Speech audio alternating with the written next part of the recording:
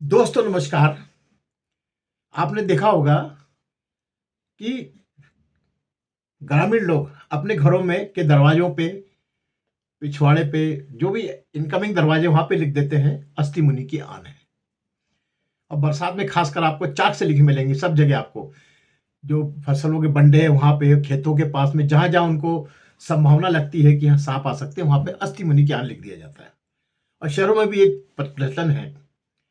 तो ये प्रचलन कैसे पड़ा मैं आपको आज ये बताता हूँ। कि जिस समय महाभारत समाप्त हुआ और उत्तरा और अभिमन्यु के पुत्र परीक्षित का राज चालू हुआ। उस समय द्वापर खत्म हो चुका था और कलयुग पूरे रोरक में था उस समय। तो कलयुग ने आकर परीक्षित राजा से कहा कि राजन, मैं अब आपकी नगरी में आया हूँ, मुझे आपकी नगरी में स्थान चाहिए। परीक्षित धर्मप्रिय राजा थे। उन्होंने कहा नहीं, मेरे राज में आपका कोई स्थान नहीं, कलयुग को तो मैं स्थान नहीं दे सकता। तो उन्होंने कहा राजन ठीक है, आप मुझे स्थान मत दीजिए, लेकिन मेरे को तत्वों में स्थान दीजिए। तत्वों में तो मैं रह सकता हूँ, मैं किसी शरीर पर नहीं रहूंगा, तो तत्वों में रह लूंगा। तो उन्होंने कहा अच्छा ठीक है, बोलो काय में रहना चाहते हो? बोले सोने में दे दीजिए। तो सोने में उन्होंने मान लिया कि ठीक है, आप सोने में रह जाओ। बस जैसे सोने का में उसका कलयुग का वास हुआ, तो वो सबसे पहले आके परीक्षित राजा के मुकुट में आकर जगमगाने लगा और हंसने लगा। राजा परीक्षित जो है, अच्छे खासे जो धर्मप्रिय राजा थे, शिकार के लिए जब जंगल गए उस मुकुट को पहन के, तो वहां देखिए उनकी मति भ्रम चालू हो गया कलयुग के प्रभाव से। शमीक ऋषि के आश्रम के पास देखा उन्होंने कि शमीक ऋषि तपस्या कर रहे हैं और वो बैठे हुए हैं धरती पे। तो उन्होंने शमीक ऋषि से कहा कि मैं बहुत प्यासा हूँ, मुझे जल दीजिए। लेकिन वो ध्यान मग्न थे, उन्होंने उस पर ध्यान नहीं दिया। 2-3 बार में उनको गुस्सा आ गया राजा परीक्षित को, कैसा ये मुनि है जो किसी यानी प्यासे की प्यास नहीं बुझा सकता। तो उन्होंने कहा ये तो मत प्राय ऋषि है। तो उसके गले में उन्होंने धनुष के डोर से उठा के एक मारा हुआ सांप गले में डाल दिया और चले गए। अब जैसे ही वो घर आए, मुकुट उस सिर से उतरा, तो उनको पश्चाताप हुआ कि मैंने एक ऋषि का अपमान कर दिया। इधर जैसे ही वो जब वो उस शमीक ऋषि के पुत्र शंगी ऋषि को जो पता लगा कि मेरे पिता का ऐसा अपमान हुआ है, तो वो बहुत क्रोधित हो गया और उसने शंगी ऋषि ने उठा के जल उठाया और जिसने मेरे पिता का अपमान किया है वो 7वें दिन उसको तक्षक डस लेगा, ऐसा उन्होंने श्राप दे दिया। जब ये श्राप का पता लगा उनके पिताजी को, तो पिताजी भागते हुए गए और परीक्षित को उन्होंने बोला कि भाई देखिए, ऐसा सा श्राप मेरे बच्चे ने दे दिया है और मुझे तो मालूम नहीं था कि आपने क्या किया क्या नहीं किया, लेकिन वो आपसे बड़ा कुपित है और अब उसके पास क्षमा से कुछ नहीं होगा, वो तो श्राप उसने दे दिया है। 7वें दिन आपकी मृत्यु पक्का है। अब आप 7वें दिन तक जो भी इंतजाम करना चाहें अपने मोक्ष का, कर लीजिए। वैसे मैं आपको बता दूं, अगर आप सुखदेव से अगर ये आप भागवत सुन लेंगे तो आपका ये कम से कम जो मोक्ष तो कम से कम नहीं, मोक्ष तो हो जाएगा, आप नरकवासी नहीं होंगे। तो सुखदेव को बुलाया गया। सुखदेव ने जो है उसका समुद्र के बीच में उनकी व्यवस्था करी, लेकिन तब भी जो है तक्षक से नहीं बच पाए। 7वें दिन जो है सेव के अंदर कृमि के रूप में तक्षक आए और उन्होंने डस लिया। पूरा जो है जहाज जो था समुद्र में बीच में, वो पूरा का पूरा जल गया। अब ये परीक्षित ऋषि के अपने परीक्षित राजा की मृत्यु हुई। तब उनका पुत्र जन्मेजय जो था, उसने बड़ा क्रोध किया। वही बड़ा अच्छा साधक था, तपस्वी था। तो उसने कहा ठीक है, इन्होंने जो किया सो किया। उन्होंने बड़े बड़े विश्व के विद्वानों को बुलाया और उन्होंने कहा मैं स्वर्ग विध्वंस यज्ञ करना चाहता हूँ और उसके लिए आप लोग मंत्रोपचार और उसकी व्यवस्था बनाइए और अपन बहुत बड़ा यज्ञ करेंगे और सारे सपों की आहुति देके मैं सब जाति को समाप्त कर दूंगा इस संसार से। अब वो जो ऋषि मुनि, जो विद्वान ऋषि मुनि आए थे, उन्होंने सर्व विध्वंस यज्ञ चालू किया है। तो जब मंत्रों को उच्चारण जब प्रबल हो गया सॉरी, तो सांप जो है खिंच खिंच के आने लगे।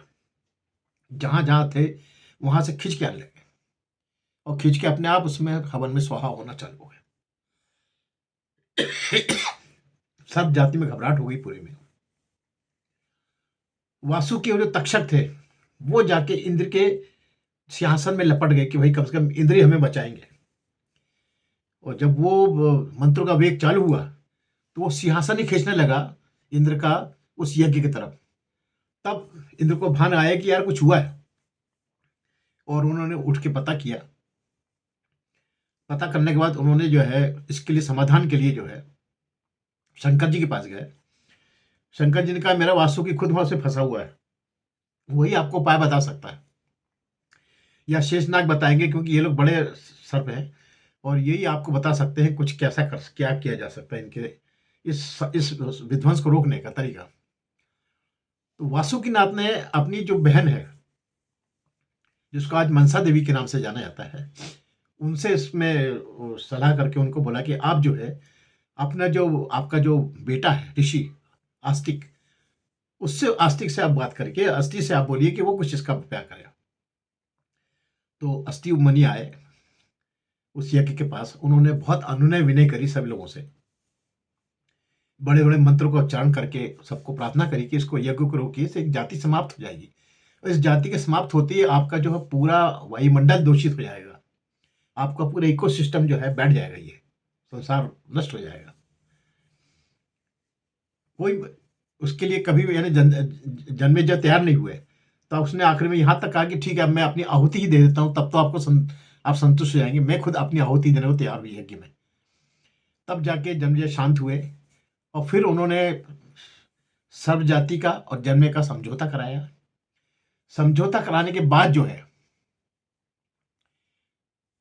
वो यज्ञ शांत हुआ, और उस बीच में जितने जो आज चले जो वो थे सर्प, और जो जो बेचारे जख्मी सर्प थे, उनको अस्थि मुनि ने उनके लिए जो है दूध का अभिषेक किया, और दूध में उनको डुबो के उनको मतलब उनकी उसका जिससे उनका कि एक प्रकार से ऑइंटमेंट का काम किया उसने, और उनका अभिषेक करके उनको फिर से स्वस्थ किया और सारे सब जाति को मरने से बचाया। और यही कारण है कि आज गांव गांव में लिखा जाता है अस्थि मुनि के आने। अस्थि मुनि ने ये नागों ने अस्थि मुनि से कहा कि जहां भी आपका नाम आएगा हम उस एरिया में नहीं जाएंगे, हम वहां पे कोई विवाद में पड़ेंगे नहीं, हम किसी को भी तक डसेंगे नहीं। तो इस कारण से उस अस्थि मुनि की आन करके लिखा जाता है, और इसीलिए कहा जाता है कि सांप कभी दूध नहीं पीते। ये जो है ये मिथ है, ये कि लोग जो दूध आदमी नागपंचमी में दूध चढ़ाते हैं वो मिथ गलत है। सांप दूध नहीं पीता है, सांप को अभिषेक के लिए दूध दिया जाता है, यानी उनको जो दूध छिड़का जाता है उनके ऊपर, इसलिए कि भाई जिसमें उनको जो उस समय अग्नि में जले थे, तो उससे जो उनके अंदर उनके अंदर दाह उत्पन्न हुआ था, उससे उनको शांति मिले। इस प्रयोजन से उनको दूध से स्नान कराया जाता है, जैसे अपन शिव जी का अभिषेक करते हैं कि भाई इनको उनका विष शमित हो, ऐसे इनकी अग्नि शमित करने के लिए दूध से स्नान कराया जाता है, दूध पिलाया नहीं जाता है। लेकिन ये अभ्रष्ट होते होते ये जो है कम पढ़ाई लिखाई से, कम बुद्धि से, ये जो है पुरोहितों और जो बड़े बड़े पंडितों द्वारा ही बोला गया कि भाई ये दूध पीते। दूध कोई नहीं पीता। दूध एक से एक जाति जरूर सुनी है मैंने, जो कि जब प्यासी रहती है तो वो नाक के थन अपने गाय के थन में अपना मुंह लगाकर अपनी पूंछ से पैर बांधकर वो दूध खींचती है, सिर्फ जब बहुत प्यासी रहती है, पानी के भाव में, पानी के लिए। तो इस कारण जो है ये दूध पीने का उसका किसी नाग जाति का कहीं कोई साइंस में उल्लेख नहीं है।